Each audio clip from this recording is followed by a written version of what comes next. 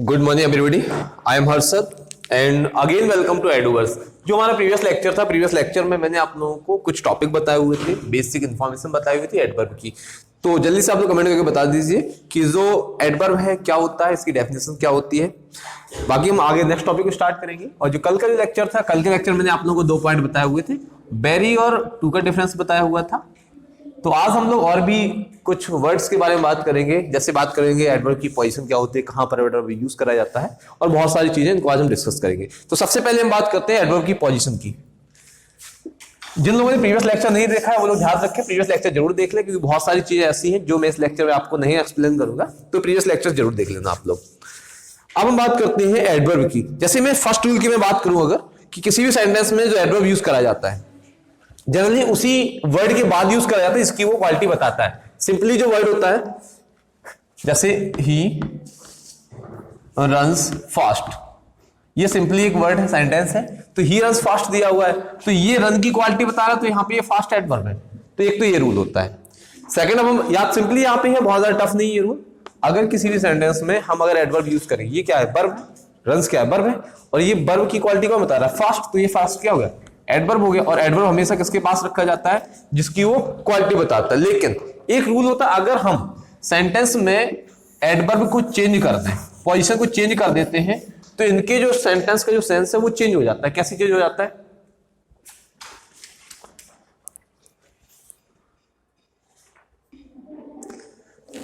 तो हम लोग जो बात कर रहे थे एडवर्ब की, तो अब मैं यहाँ पे 2 सेंटेंस आप लोगों के लिए राइट कर रहा हूं, उनमें आपको डिफाइन करना है। जैसे हम लोग कहते हैं कि जैसे कोई भी एडवर्ब है कहीं भी, जैसे जनरली एक वर्ड होता है, जनरली हम लोग लिखते हैं, तो हम लोग कहते हैं इसको कहीं भी लगा दो, कोई भी सेंस नहीं होता। लेकिन याद रखिए, जो एडवर्ब होता है, अगर हम एडवर्ब की पोजीशन चेंज कर दें तो एडवर्ब के अकॉर्डिंग सेंटेंस का सेंस चेंज हो जाता है। कैसे वो हम समझेंगे।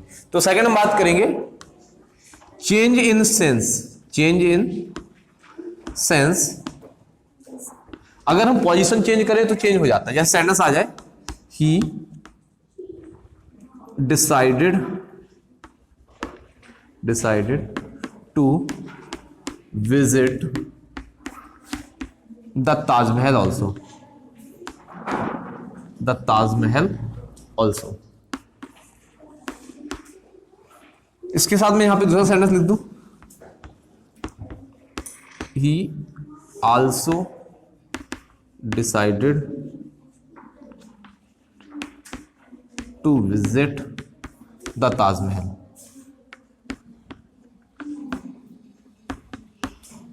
visit the Taj Mahal। तो हमारे यहां पे 2 सेंटेंस दिए हुए हैं आप लोगों के सामने। देखिए, he decided to visit the Taj Mahal also, और यहां पर क्या, he also decided to visit the Taj Mahal। यहां पर 2 फंक्शन हो रहे हैं। अगर हम इस सेंटेंस के अकॉर्डिंग बात करें, he decided, उसने डिसीजन ले लिया, ठीक है। अब उसने डिसीजन लिया था, सपोज मान लेते हैं वो दिल्ली गया और उसने दिल्ली में कुतुब मीनार देखने का डिसीजन लिया था। तो उसने डिसीजन लेने का सिर्फ एक ही काम किया, मींस जो उसने वर्क करा वो सिर्फ एक ही वर्क किया है। तो जब वर्क क्या किया, डिसाइड, उसने डिसीजन ले लिया। लेकिन डिसीजन के अकॉर्डिंग यहाँ पे हमें 2 बातें ध्यान रखनी है। यहां पर उसने डिसीजन लिया है किस काम को करने का, ताजमहल भी देखने का, मतलब उसने कुतुब मीनार भी देखी और ताजमहल भी देखा, उस बात को उसने डिसीजन लिया। लेकिन यहां पर क्या, ही ऑल्सो डिसाइडेड, मींस वो घर पर है, सेंस समझना बेटा। यहां पे क्या है, ही ऑल्सो डिसाइडेड, उसने यह भी डिसाइड किया। एक तो घर पे है, उसने पहले डिसाइड किया, तो अपने दोस्तों को बताएगा। तो यहां पे वर्ब हो रही है, उसने ये डिसीजन भी लिया। यहां पर उसने क्या किया, ताजमहल को भी देखने का डिसीजन लिया। यहां पे उसने डिसीजन भी नहीं लिया, यहां पे ताजमहल देखा और साथ साथ में क्या देखा, कुतुब मीनार या फिर जो भी रेड फोर्ट, जो भी आप समझ सकते हैं वहां पे। लेकिन इसमें क्या हो रहा है, उसने डिसीजन लेने का जो काम किया है, 2 वर्ग की है, एक डिसीजन लेने का या फिर अपने दोस्तों को बताने का कि वो ताजमहल देखेगा। यहां पर सिर्फ ताजमहल को देखने की बात हो रही है, और यहां पर क्या हो रही है, ताजमहल को भी देखने की बात हो रही है। तो फंक्शन समझ में आ गया होगा। देखिए, रिवर्टिंग का जो केस आता है, रिवर्टिंग के केस में याद रखिए, जब भी हम एडवर्ब का यूज करेंगे तो एडवर्ब हमें वहीं पर लगाना है जिसके बारे में वो बता रहा होता है। क्योंकि समझ में आ गया हो बेटा। तो यहां पे क्या है, ताजमहल को भी डिसाइड देखने की बात कर रहा है, और यहां पर डिसाइड भी करने की बात आ रही है। तो 2 फंक्शन यहाँ पे एक टाइप से होता है। तो यहां पे याद रखिए, रिवर्टिंग के केस में इस टाइप से यूज करा जाता है। जब इस टाइप से हम यूज करेंगे तो इसका जो सेंस हो जाएगा कि एडवर्ब जो है चेंज इन सेंस, मतलब सेंस में चेंज आ जाता है अगर हम एडवर्ब की पोजीशन को चेंज कर दें। अब बात करते हैं नेक्स्ट रूल की।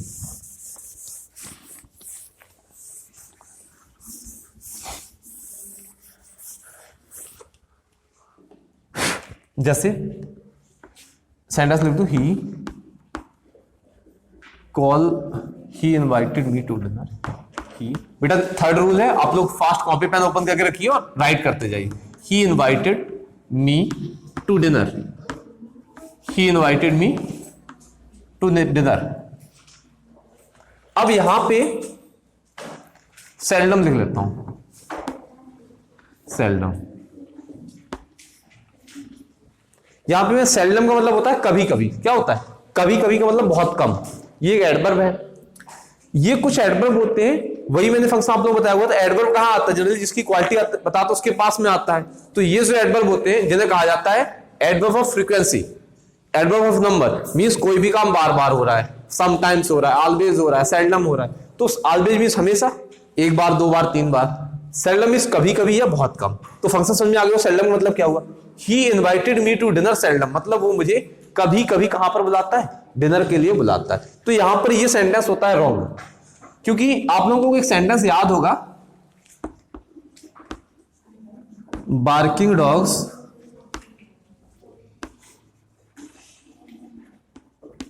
Seldom bite. क्या आप लोगों ने कभी सोचा कि ये जो सेल्डम यहां पे लगा है हम यहां नहीं लगा सकते? ये सेल्डम लगा है यहां नहीं लगा सकते, लगा सकते हैं। लेकिन अगर ये जो एडवर्ब ऑफ फ्रीक्वेंसी है, अगर हम एडवर्ब ऑफ फ्रीक्वेंसी को सब्जेक्ट के पहले लगा देंगे, लेकिन यहां पे बात हो रही कभी कभी काटने की। किसकी बात हो रही? कभी कभी काटने की। तो इस फंक्शन में हमेशा में याद रखना है कि जो बार्किंग डॉग्स है वो सेल्डम बाइट, इसका मतलब वो कभी कभी काटते हैं, और ये काटने की बात तो इसलिए सेल्डम बाइट हो जाएगा। दूसरा फंक्शन हमेशा याद रखो, ये जो एडवर्ब होता है सेल्डम, या फिर दूसरा एडवर्ब ऑफ फ्रीक्वेंसी, जैसे he speaks the truth always, he speaks the truth always, इस टाइप से हमारे पास सेंटेंस रहते हैं। बट हम लोग इसको क्या लिखते हैं, ही always speaks the truth, he always speaks the truth. देखो यहां पे मैंने दो चीजें बताई हुई हैं, तो यहां पर ये राइट हो जाएगा और ये हो जाएगा रॉन्ग। वैसे यहां पर ये राइट हो जाएगा और ये रॉन्ग हो जाएगा। तो इसका राइट क्या होगा, he seldom invited me to dinner. Sense समझ में आ गया? ये फंक्शन होता है। अब देखिए जिन लोगों को लग रहा है सर मुझे ये चीज समझ में नहीं आ रही है कि ये एडवर्ब होते क्या है, देखिए प्रीवियस लेक्चर मैंने अपलोड करे हुए हैं, आप लोगों के 2 वीडियो अपडेट करे हैं। एक में मैंने बेसिक डेफिनेशन बताई हुई है कि एडवर्ब होते क्या है, और दूसरा जो वीडियो है उसमें मैंने आपको एडवर्ब के टाइप बताए हुए हैं। और एडवर्ब बहुत सारे होते हैं, ऑलवेज होता है, सेल्डम होता है, ऑफन होता है, समटाइम होता है, ऑल्सो होते हैं, बहुत सारे एडवर्ब होते हैं। तो इन एडवर्ब की पूरी मैंने पीडीएफ आप लोगों को टेलीग्राम चैनल पर भेजी हुई है। जिन लोगों ने पीडीएफ चाहिए है वो लोग टेलीग्राम चैनल को ज्वाइन कर लीजिए, वहां पे आपको डायरेक्टली पीडीएफ मिल जाएगी। तो फास्ट आप लोग इसके आंसर्स को कॉपी करिए। क्वेश्चन रूल नंबर 4 की बात करते हैं। जैसे सेंटेंस में लिख दूं,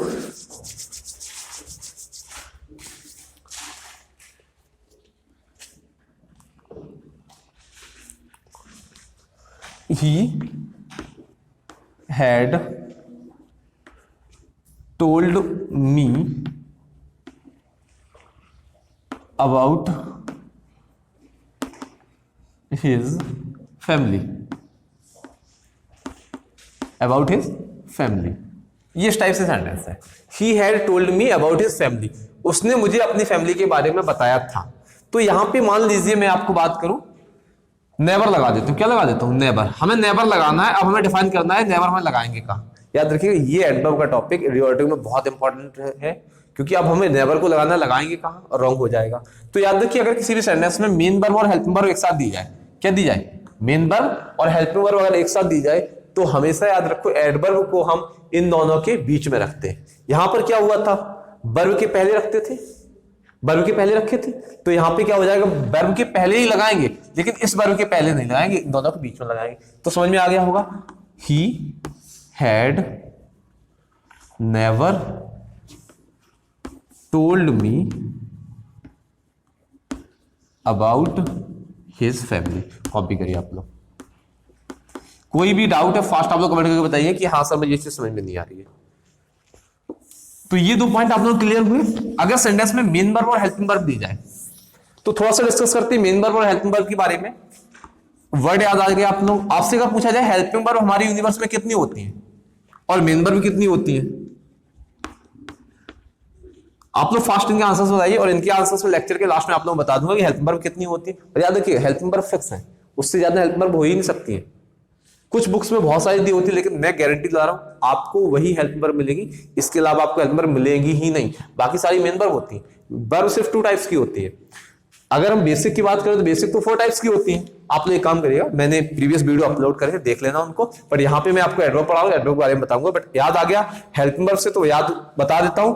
हेल्पिंग वर्ब जो होती है हमारे पास 24 होती है, टोटल 24 हेल्पिंग वर्ब होती है बस, जिनमें से प्राइमरी वर्ब आपकी आती है जो आपकी टेंसेस में यूज करी जाती हैं। इसके साथ आपकी मॉडल वर्ब आती है और मार्जिनल वर्ब आती है। मॉडल वर्ब और मार्जिनल वर्ब, तो यहां पे 2 पॉइंट्स हैं।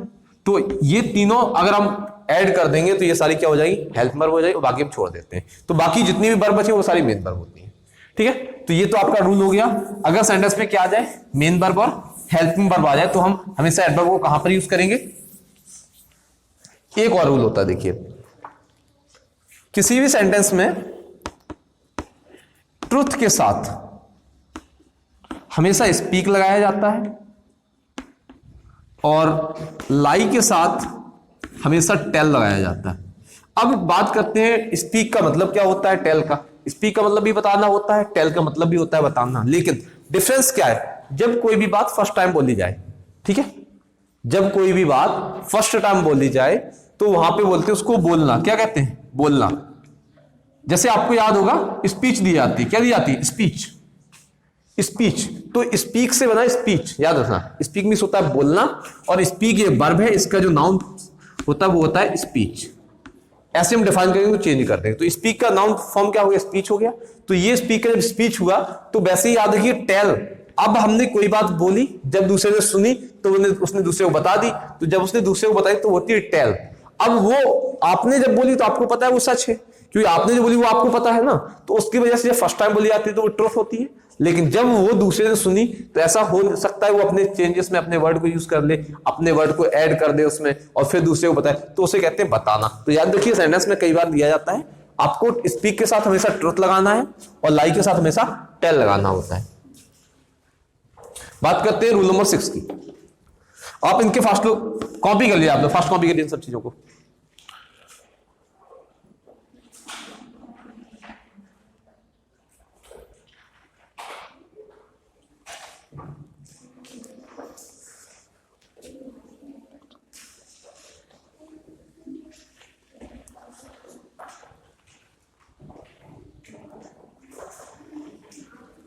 अब हम लोग बात करेंगे बैरी और मच की।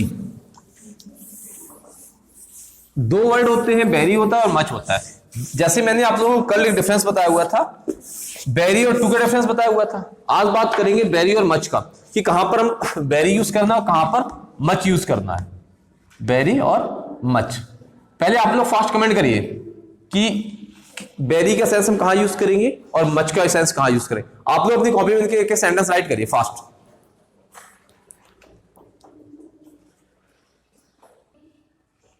चलिए अब हम लोग बात करते हैं किसी भी सेंटेंस में बैरी का यूज कहां करेंगे और मच का यूज कहां करेंगे। देखिए अगर मैं बात करूं बैरी की, आप लोग प्रेजेंट पार्टिसिपल जानते होंगे, प्रेजेंट पार्टिसिपल, और दूसरा होता है पास्ट पार्टिसिपल। देखिए जिन लोगों ने पार्टिसिपल नहीं देखे हैं, याद रखना, देख लेना बहुत अच्छे से। ये दोनों याद रखिए एडवर्ब के टाइप से यूज होते हैं। इस बात का किस टाइप से, एडवर्ब के टाइप से यूज होते हैं, प्रेजेंट पार्टिसिपल और पास्ट पार्टिसिपल। अब आप लोग याद होगा मैंने आप लोगों को जब पार्टिसिपल बताया हुआ था, तो पार्टिसिपल किसका काम करता है, एडजेक्टिव का। किसका काम करता है, एडजेक्टिव का। जब पास्ट जो पार्टिसिपल होते हैं वो एडजेक्टिव का काम करते हैं, तो इनके पहले आएगा नहीं, ये जो वर्ड है बैरी या मच इनके पहले आएंगे। अब बात करते हैं किसके साथ क्या आता है। जैसे मैंने सेंटेंस लिखा, this book is very interesting. This book is very interesting. Sense समझेंगे यहां पर। अगर मैं यहां पर इस सेंटेंस में जैसे लिखा हुआ this book is very interesting, इसका मतलब क्या है, ये जो बुक है बहुत ज्यादा इंटरेस्टिंग है।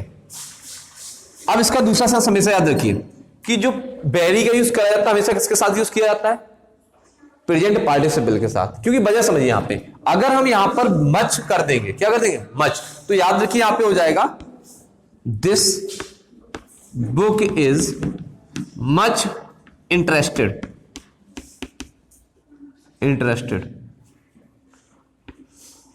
एग्जाम में एक एरर करेक्शन में से एक क्वेश्चन आता है और इसी टाइप से आता है। वो क्या करेंगे, वेरी के बाद इंटरेस्टिंग ऐड कर देंगे, या फिर वेरी के बाद इंटरेस्टेड लगा देंगे, या फिर मच के बाद इंटरेस्टेड लगा देंगे। तो सिंपली आपको क्या करना होता है, ये चेंज करने होते हैं। ठीक है, अब याद रखिए ये भी आप चेंज कर सकते हो सेंटेंस के अकॉर्डिंग। अगर आप चाहें वेरी को मच कर दिए, मच को वेरी कर दीजिए। ये वाला फंक्शन समझ में आया या नहीं है? फास्ट कॉपी करिए, आप लोग कॉपी करिए।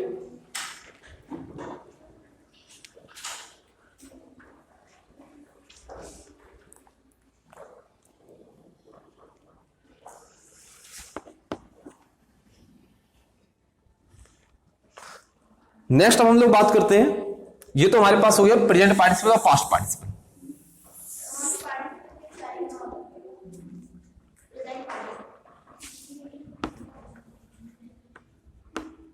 दो फंक्शन समझिए आप। सेकंड जो पार्ट होता है, इस वेरी का यूज करते हैं हमेशा एडजेक्टिव के साथ करेंगे, वो भी पॉजिटिव डिग्री के। किसके?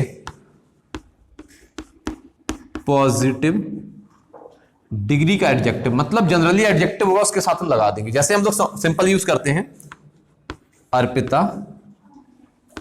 Is not very tall girl. Sense समझेंगे यहां पे, जो अर्पिता है बहुत लंबी लड़की नहीं है, तो यहां पर गर्ल क्या है, नाउन है। टॉल क्या है, एडजेक्टिव है। और यहां पे वेरी क्या है, एडवर्ब है। क्या है, एडवर्ब है। क्यों है, क्योंकि मैंने बताया था नाउन को रिप्लेस कर दिया इसने, अर्पिता के बारे में ही तो बता रहा है, तो गर्ल हो गया। तो यहां पे ये नाउन है। इसके बाद टॉल एडजेक्टिव है, क्योंकि नाउन की क्वालिटी कौन बताता है, एडजेक्टिव बताता है। अब एडजेक्टिव की क्वालिटी बताता है कौन, एडवर्ब, तो ये हो गया एडवर्ब। तो याद रखिए हमेशा हम एडजेक्टिव अगर यूज करेंगे किसी भी सेंटेंस में, तो उसके पहले हमें क्या यूज करना है, वेरी यूज करना। मच टॉल रॉन्ग हो जाएगा। क्या हो जाएगा, अगर हम यूज कर देंगे अर्पिता इज मच टॉल, तो ये हो जाएगा रॉन्ग। ये बात समझ में आ गई, सिंपल फंक्शन आप लोगों का। ये हो जाएगा रॉन्ग और ये हो जाएगा राइट। फर्स्ट कॉपी करिए इस चीज को। नेक्स्ट बात करती है, तो हो गया आपका पॉजिटिव डिग्री के अकॉर्डिंग।